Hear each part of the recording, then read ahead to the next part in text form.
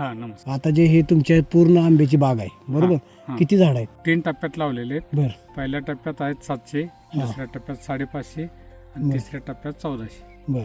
आता SCT वैदिक केव्हापासून वापरते तुम्ही? मे 25 पासून. मे 25 पासून. तेव्हा तुम्ही पहिला बेसोडच भरला? पहिला बेसर डोस भरला. बर. काय काय भरलं आणि किती किलोनं भरला? कृषी अमृत यशस्वी बर याचं मिक्सिंग करून बर. प्रत्येक झाडाला 3 किलो प्रमाणे टाकला. 3 किलो प्रमाणे टाकला. पहिला आता डोस हे जे झाड आहे हं. हे किती वर्षाचं झाड आहे? हे 2.5 वर्षाचं झाड आहे. 2.5 वर्षाचं झाड आहे. तर बेसोडच भरल्यावर काय काय बदल जाणवला? बेसर डोस भरताना छाटणी केली होती. हम्म. त्याला फुटवा नाही निघाला काही झाडांना बर. आणि डायरेक्ट मोहरच निघाला. मोहर डायरेक्ट निघाला. तो आज जर मोहर बघितला हं. तर त्याचा स्ट्रोक कसा आहे? स्ट्रोक म्हणजे जवळपास 1.5 फुटाच्या वर गेला. म्हणजे 1.5 फुटाच्या वर आहे. हं, काय काय हं. ठिकाणी 2 फूट पण पडला.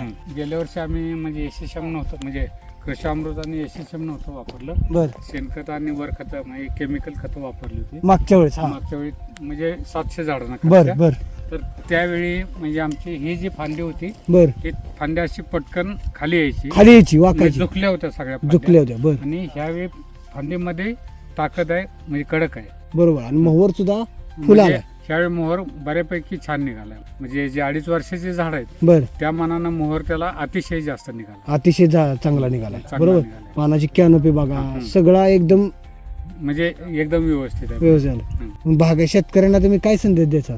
की शेतकऱ्यांना मी सांगेन की केमिकल विरहित जर शेती करायची असेल हं. तर तुम्ही एसीटी वैदिकचीच खतं वापरा. आता ह्याला सेटिंग व्हायला लागले आम्हाला. सेटिंग बरोबर. झालं तर जमाय. झाले तर जमा. सेटिंगसाठी पण आम्ही म्हणजे एसीटी वैदिकचीच सर्व खतं म्हणजे औषधं वापरली. फवारणी ती तुम्ही फवारण्या वगैरे त्याच केल्या. सगळ्याच केल्या. सगळेच केल्या. म्हणजे खूप चांगला अनुभव तुम्हाला आला. अनुभव चांगला आहे. म्हणजे खूप छान. धन्यवाद.